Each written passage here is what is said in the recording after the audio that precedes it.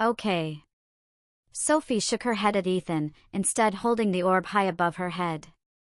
The orb pulsed, sending out a flash visible for miles. In that instant, Sophie felt as though her mind had briefly connected with all those surrounding her, as if the orb had touched them and signaled their presence to her. As Sophie walked back to the coach, she spotted Noah and the Land Rover, along with the two escorts. Ethan had radioed them to come pick them up, and Noah looked furious.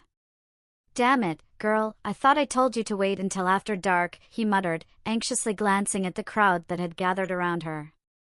Before anyone could object, they climbed aboard, and Noah drove off, the Land Rover protesting against the sudden acceleration. They headed toward the pyramids, arriving well ahead of any interference. Under Lyra's guidance, Sophie made her way to the base of the Great Pyramid of Giza, confidently approaching a specific spot near the tunnel entrance. Following her inner guide's instructions, she pressed on a small indentation on what appeared to be a massive stone block. Fine grains of sand trickled down, accompanied by a slow grinding noise as the block moved inward, revealing a narrow access passage. Ethan handed her a small flashlight, and they hurried inside before anyone noticed their activities. The passage opened up enough for them to stand, though it felt very narrow and claustrophobic. They advanced in single file for about 50 meters. The air was dry, yet it felt fresh despite being undisturbed for ages. Eventually, the passage ended at a small vault, its walls adorned with script neither Sophie nor Ethan could decipher. It didn't resemble the typical Egyptian hieroglyphics, but appeared to be an unknown language. A shock coursed through Sophie as Lyra screamed in her mind, and she felt her senses fading as she slipped into unconsciousness. "Sophie! Are you all right?" It was Ethan's voice, coming from what felt like a distance. Sophie realized she was lying on the floor, her head resting in Ethan's lap. As her senses returned, she struggled to sit up. Ethan helped her to her feet, explaining that she had just collapsed. "I'm okay, it's Lyra." She screamed, and then everything went black. Sophie reassured him. "Lyra, are you okay? What happened? Please talk to me. I'm so sorry. It was such a shock to see that my father left a message for me." "Is this writing in your language?" Sophie asked, surveying the walls. "Yes, let me read it, and you can translate for Ethan." For 5 minutes, Sophie studied the walls while Ethan patiently watched her as Lyra slowly translated the message. Then, without a word, she turned and began moving toward the exit, pulling Ethan along behind her. Unfortunately, their exit was noticed by a few local residents who had gathered near the new opening, having seen the stone block shift. At first, the locals stepped back in surprise, but soon their expressions turned hostile, suspecting them of stealing some hidden treasure from within the newly revealed passage.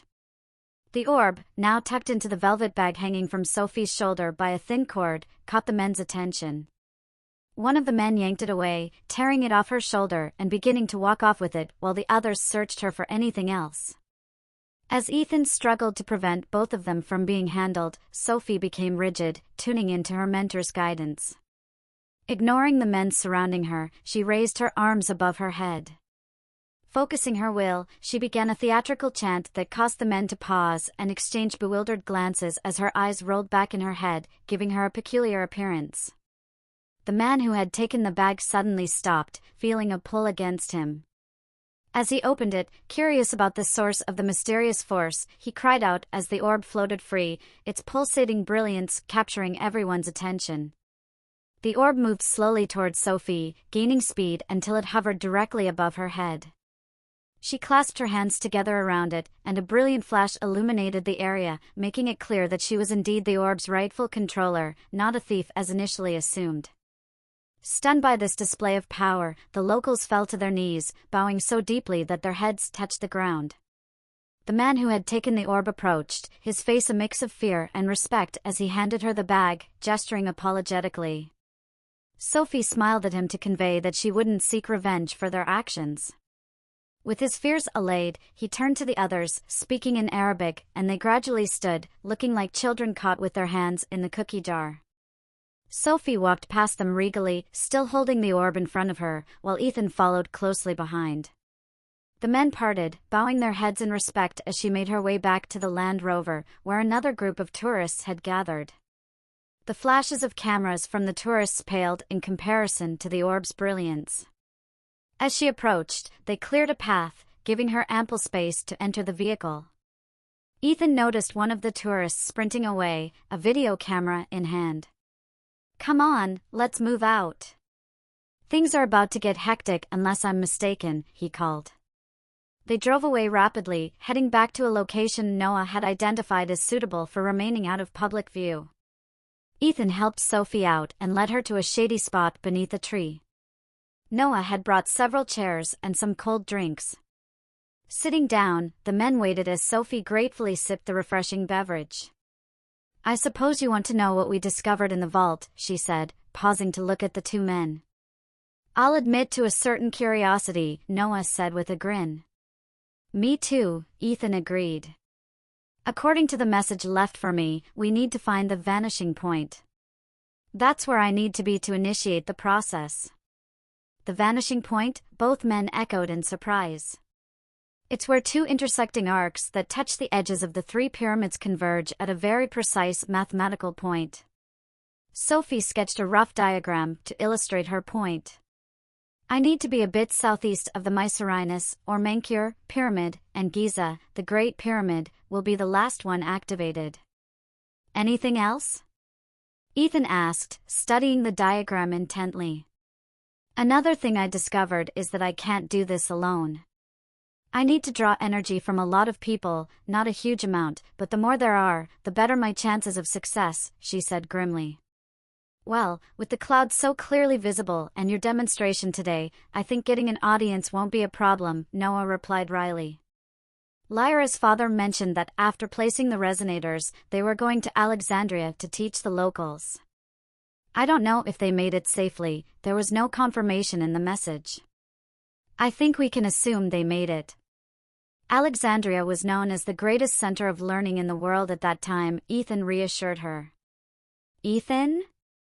"Yes, Sophie." "What's wrong?" he asked, noticing her biting her lip in concern. I'll be doing something tomorrow night that will require my full concentration. I'll be vulnerable to anyone who might try to sabotage it. I need your protection, I need you by my side at all times. Nothing I do will harm you or me, even if it seems dangerous. Will you be my guardian?" "Sophie, nothing could keep me away tomorrow. I'll protect you with my life if necessary, count on it," he answered earnestly. "Thank you," she replied simply, feeling her spirits lift at his words. The rest of the day was spent resting, while Noah remained on the radio with his superiors. Though they spoke sparingly due to the heat, they noticed a few helicopters flying nearby, heading in the direction of Giza. They speculated about the reception they would receive when they returned to the Pyramid Plateau. Sophie assisted with the evening meal, learning Noah's secret recipe for potluck stew, a pinch of garlic and a generous splash of red wine. During the day, Ethan rigged up a solar heater bag for a shower and set up a 3-sided enclosure for Sophie beneath a tree. After suspending the bag from a branch, Ethan announced that her shower was ready. With a hug and a kiss, she hurriedly took advantage of the opportunity, wetting her hair and body, soaping up and shampooing before quickly rinsing off. After drying herself, she called out to the men, offering them the extra water. Dressed in a flowing peasant dress, gathered just under her bust, Sophie felt refreshed from the simple act of being clean again. She took over cooking while the two men took brief showers. She noticed no sign of the escorts, assuming they were accustomed to roughing it and probably eating rations. A twinge of guilt washed over her for enjoying such a good meal while they went without. She was surprised when Ethan and Noah emerged, both clad only in towels.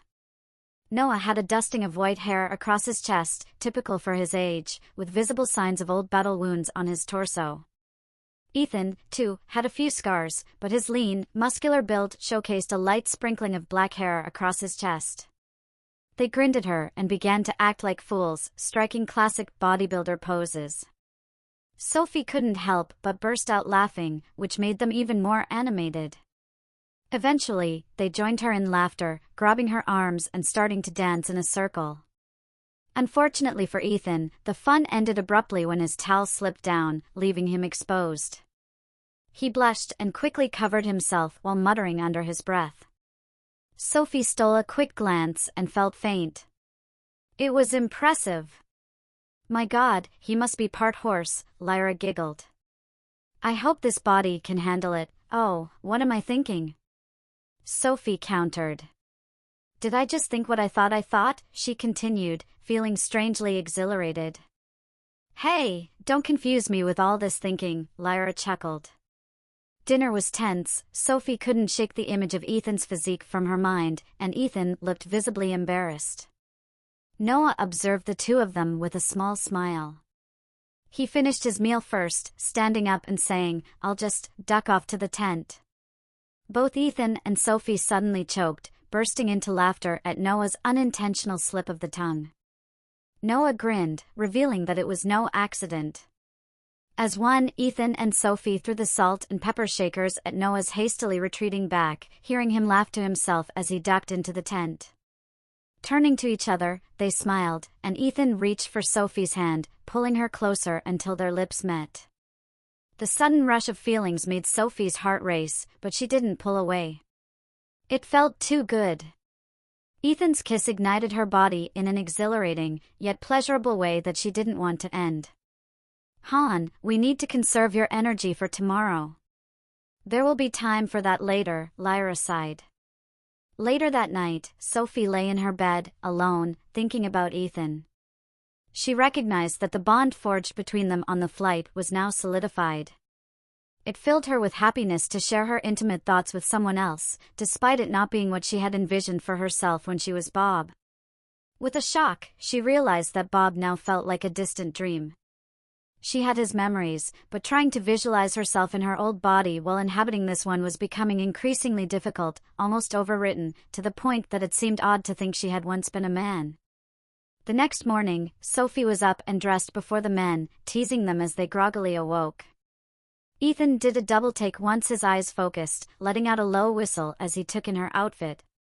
She had chosen her best attire, white satin underwear and an electric blue sheath dress that sparkled and shimmered with her every movement. The dress was nearly ankle length, and her feet were adorned with soft kidskin boots, which were appropriate given the terrain, even if they weren't her first choice. Her hair flowed freely, brushed until it shone like a golden waterfall. After breakfast, they drove slowly toward the plateau, each lost in their own thoughts. As the pyramids came into view, they noticed a multitude of vehicles and people milling around. Oh boy, I hope we can get through, Ethan muttered. As they approached, Sophie saw faces turn toward them, and once people spotted her inside, they began shouting and rushing forward, disregarding the moving vehicle. Eventually, they reached a standstill. Continuing would mean running over the crowd. With a command for Sophie to stay inside, both Noah and Ethan exited the vehicle to plead for calm, managing to create enough space for Sophie to get out. Gathering her courage, Sophie stepped out with as much grace as possible in her gown. A wave of shouts erupted, "That's the angel girl, and she's here," drowning out Ethan's calls for silence. Inspired, she retrieved the orb from its resting place at her hip, raising it above her head. Its scintillating brilliance washed over the crowd, stunning them into silence. Moving forward, she climbed onto a nearby stone plinth partially buried in the ground. "Please," she began, the orb pulsing in sync with her plea. The crowd hushed, eager to hear the voice of this extraordinary young woman whose powers had been all over the news. "I have a task to accomplish." She paused, gauging the impact of her words. "To save the world from that." She pointed straight up. Although barely discernible in the morning sky, the crowd recognized the threat, having seen the cloud on television or witnessed it themselves. "I need your help, both in information and spiritually." A chorus of support erupted from the crowd. "I need to reach a specific location to do so, a place called the Vanishing Point." As she scanned the blank or puzzled expressions around her, her heart sank. Stepping off the slab, she turned and accidentally bumped into a man in a rumpled, sweat-stained suit. "Oh, excuse me, I didn't see you there," she apologized. "Don't come at me with manners, girl." I want all this nonsense to stop, he blustered, waving his hands at the crowd. Sophie was puzzled. Who was this arrogant man? Just a pompous official unwilling to allow anything to disturb his little corner of the world?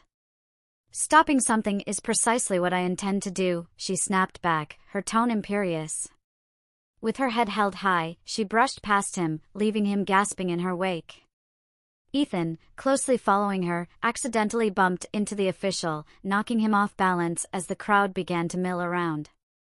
After walking to what she guessed was near the vanishing point, she halted and scanned the ground for any sign of the correct position. Suddenly, a barking command announced the arrival of the military, about 50 UN troops led by a no-nonsense man. He shouted orders, and the troops fanned out, creating a barrier that kept the onlookers at bay, leaving Ethan and Sophie alone in a clear circle about 50 yards in diameter. Looking around, Sophie noticed that the troops were facing outward, toward the crowd. While she absorbed this, a cough drew her attention back to the man standing at attention before her. He saluted and said, "Brigadier Johnson, retired, at your service, ma'am." Sophie Sinclair, recruited, she replied with a smile.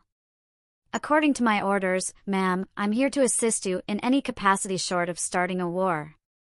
"Well, I'm sure we can avoid that. Please call me Sophie." "Ma'am doesn't suit me," she grimaced. "Thank you, Sophie. I share your preference for first names. It's Hargrover, but call me Hargrove. I have an aversion to all the jokes about Hargrover and the Johnson ones. Is there anything you need from us other than creating a perimeter? I'll let you know, okay? For now, that will suffice unless you can help us locate the vanishing point." At his blank expression, she explained her dilemma. "Sorry, I can't assist you there," he replied ruefully. "By the way, I was informed that the superpowers have already taken action against this threat. In fact," he glanced at his watch. "It should happen right about now," he added. As she pondered what kind of measures could be taken against the cloud, the answer arrived in the form of bright flashes appearing in the sky. Shadows sharpened as the intense light from the nuclear explosions flooded down from above. The crowd erupted in cheers, clearly aware of the planned display. "Do you think it will have any effect on the Pleiadites?" Sophie asked Lyra. "Very little. Most will just ride the energy wave like surfers. Only those at the center of the explosion will be destroyed. The only way to eradicate them is by using the orb. I've been briefed by your superior," Hargrove continued, glancing at Ethan. "If the barrage doesn't work, we'll need to rely on Sophie's talent with the orb. I'll admit I was skeptical when I first heard about it, but now I'm not so sure. I've seen some strange things in my time, but if this works, I'll probably earn free drinks whenever I recount this story." He grinned at both of them and called for a man to bring the van closer. "I need my luxuries," he joked. Soon a large van arrived, along with Noah in the Land Rover. "Boy, it was tough going until I called in the troops," he said, shaking hands with Hargrove. "Good thing I had them on standby," he added, surveying the area. He began pulling a table from the trailer and set up an umbrella and chairs for everyone. Meanwhile, Hargrove instructed his man to set out cold refreshments. Sophie became distracted by all the activity and simply sat down next to Ethan, holding his hand. Raised voices near the perimeter caught Sophie's attention. An old man and a boy were gesturing in their direction.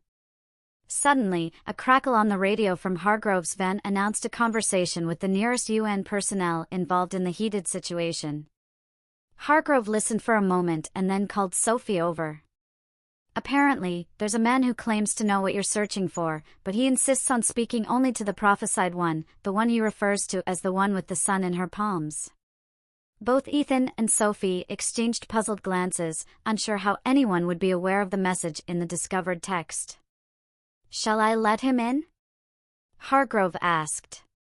"Yes," they replied in unison.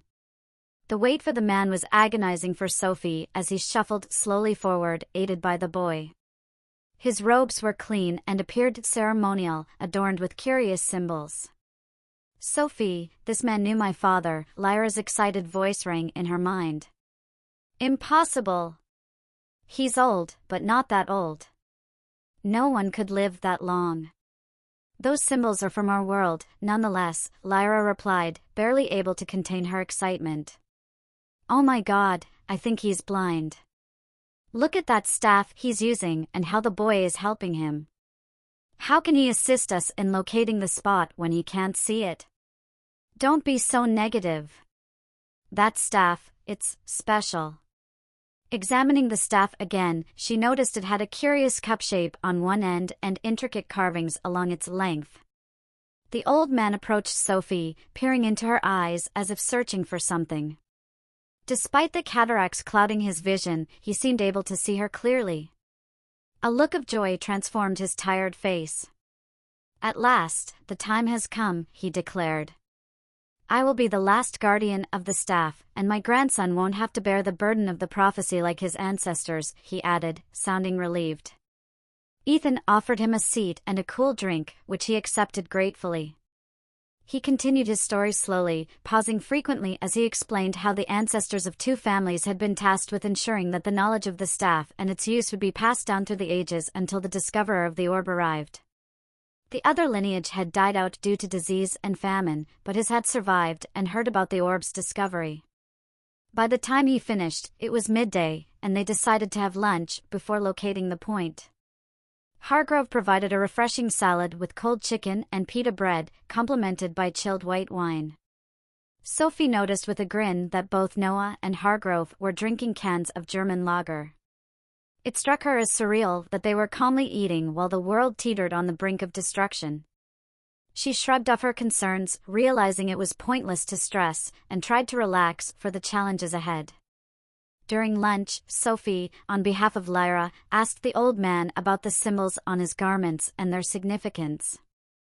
He explained that they were from the homeland of the wise one who had written the prophecy and had requested that the symbols be preserved exactly as given. They were meant to serve as a sign to the orb holder that she who resided within had not been forgotten. Hearing this, Lyra's emotions surged forth in a sob so powerful that Sophie began to cry too. Tears flowed freely, startling those nearby as the two minds intertwined in a mix of joy and sadness over the news of what her father had done long ago. Ethan immediately wrapped his arm around her, pulling her head against his chest as she sobbed. He sensed the reason behind her emotional outburst, even if he didn't fully understand it, not realizing that the person mentioned was the father of Sophie's guide. I'm sorry. I miss him so much. I knew he would be gone when I woke. I accepted that as part of what I knew had to be done, but knowing it intellectually and facing the reality are two different things. Hey, if anyone has the right to express these feelings, it's you. Look at what you gave up, a life and a loving father, all for a people not your own. I'm amazed you've lasted this long. I was starting to worry that you hadn't grieved properly. I know I'd have lost it ages ago, Sophie reassured her. The old man seemed least surprised by Sophie's emotional outburst, and as her tears subsided, he lifted her chin to meet his gaze. Child, I see that the loss of your father has impacted you deeply. Be at peace, your father was gifted. He foretold this very moment and entrusted us with this message.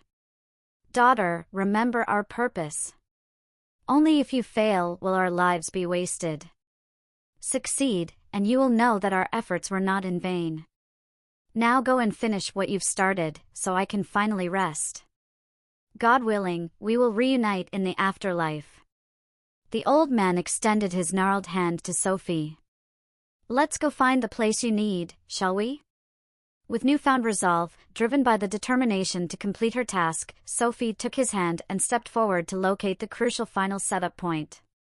Lyra, I wish we could do something about his eyes, she said sadly. Maybe we can, but we must be alone with him, Lyra suggested. Motioning to Ethan, who had also risen, she indicated that she needed to be alone with the old man.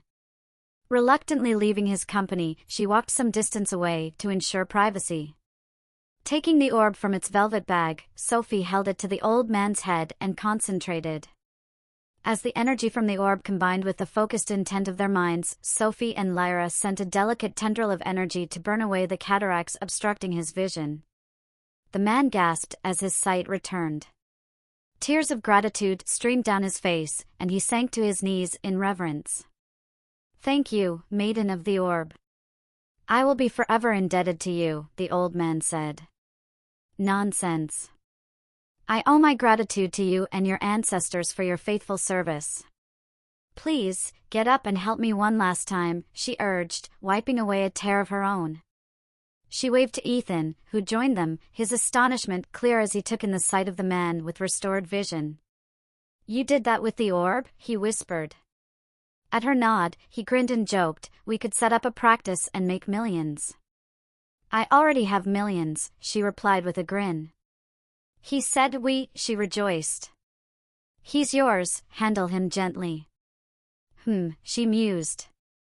At the old man's urging, they walked further away from their previous location. He stopped, kneeling down to brush away sand from a hidden stone circle with a lump stuck in the center. Producing a small knife, he worked at the lump until it popped free with a snap, leaving a small hole. He then handed her the staff and gestured for her to insert it into the opening. As the staff slid in, there was a click, and Sophie found it wouldn't move any further, it was stuck. The cup at the end was at chest level, and acting on instinct, she placed the orb in the cup. A booming sound reverberated through the air and traveled toward the 3 pyramids, startling everyone nearby. "Sophie, quick! We need to ensure the pyramids are empty of people. The energy released from the orb could be deadly." Relaying the message, Hargrove sprang into action, sending men to clear the area. Once given the all-clear, Sophie placed her hands on the orb, which was now suspended in midair. It brightened for a moment before a beam shot out, heading straight for the pyramids. As it traveled, it split into several beams, 2 curving to touch the outer edges of the pyramids, just like the sketch Sophie had drawn. The 3rd beam connected to the apex of all 3. What appeared to be St. Elmo's fire flowed slowly down from the tips of the pyramids, and a low keening sound began to emanate from them. Even from her vantage point, Sophie could hear dull thumps, as if slabs of the internal structure were being rearranged. Reports from the men guarding the entrances confirmed that huge stone slabs now sealed them all. The onlookers had stepped back in awe and fear, watching as the sound increased in pitch and the covering of St. Elmo-like fire crept toward the ground. Everyone sensed a buildup of energy and moved closer to Sophie, finding comfort in her steadfast presence behind the orb. Ethan stood behind her during the long hours it took to charge the pyramids, only leaving to fetch food and drink, which he hand-fed to her since her hands were otherwise occupied. To Sophie, time seemed to pass quickly, her mind focused on the task at hand. Food appeared whenever she required it, and her thirst was similarly quenched. She was only vaguely aware of the crowd around her, her attention solely on Ethan's presence, which felt like a warm glow of support. As night fell, the evidence of the superpower's futile attempts to halt the approaching cloud was clearly visible. The red glow was brighter than before and appeared even larger. The pitch of the sound from the pyramids rose into the ultrasonic range, and silence fell as the surfaces of all 3 pyramids glowed blue. Sophie knew it was time. Although manipulating the orb was draining, it was nothing compared to the task ahead. Everyone held their breath, sensing that the moment was finally upon them. Over the course of the afternoon, Sophie's mental connection with Lyra had solidified. There was no longer a distinction between me and you, it was now just us as they prepared to take the final steps. Lyra's knowledge of the orb combined with Sophie's enhanced psychic powers would be put to the test as they poured everything they had into the forces within the orb. Ethan watched anxiously as she drew upon even more energy from the orb. Her hair began to rise, the backwash of energy separating every strand until it resembled a magnificent golden crown. Crack! Ethan saw the sides of the pyramids open, beams of swirling energy shooting skyward. Each pyramid released its beam at a slightly different angle, creating a triangular funnel that enclosed the cloud's boundaries. The cloud rushed forward into the funnel, descending into the Earth's atmosphere within the narrowing space. As it attempted to breach the barrier to invade the life it sensed on Earth, the walls of the funnel flashed blue, repelling any attempts to break free. Each time this occurred, Sophie felt a surge of energy counteracting the Pleiadites' efforts. It required more energy, and that was a finite resource. Once Sophie's energy was depleted, the energy field would collapse, leading to swift death. The cloud reached the tops of the pyramids and began to dissipate. The onlookers erupted in cheers, unaware of the toll it was taking on the slender girl with the orb. As the last remnants of the clouds sensed their impending destruction, they fought against the energy field. With only a few stragglers remaining, Sophie felt her energy dwindle to the point where she was barely containing them within the barrier. There wasn't enough power left to force them into contact with the pyramids. In a desperate act, she reached out with her mind to connect with those gathered around her. Ethan felt Sophie's mind reaching out and sensed something was amiss. He tried to will more energy into the woman standing unyielding in his arms. Dimly aware through their fragile link, he sensed that she was drawing energy from the crowd. As the energy flowed from the people, Sophie regained the strength needed to force the last of the Pleiadites toward their destruction. Ethan felt her collapse, bonelessly falling into his embrace as she withdrew her hands from the orb. The energy field flickered out in an instant, and complete silence descended as the pyramids went dark. For a few seconds, silence enveloped them as the crowd processed the cloud's final demise. Gradually, a cheer rose, gathering momentum as they realized they had survived. People began laughing and dancing in celebration, oblivious to the scene near the orb. Ethan felt a surge of fear as he tried to rouse Sophie, who remained unresponsive to his efforts. Hargrove, Noah, and the old men gathered around, their faces etched with shock at the sight of their savior lying still. Sophie was conscious but unable to respond. Lyra was fading, and it was only Sophie's mind keeping her tethered. "Han, let me go. It's my time." "No! I need you. You have Ethan. I want to see my father. Don't leave me. You can see him later. I need you now. Bye." "No." Sophie clutched Lyra with her mental grasp, vowing never to let go. She sensed Lyra being drawn toward a bright light, and slowly Sophie felt herself being pulled along too.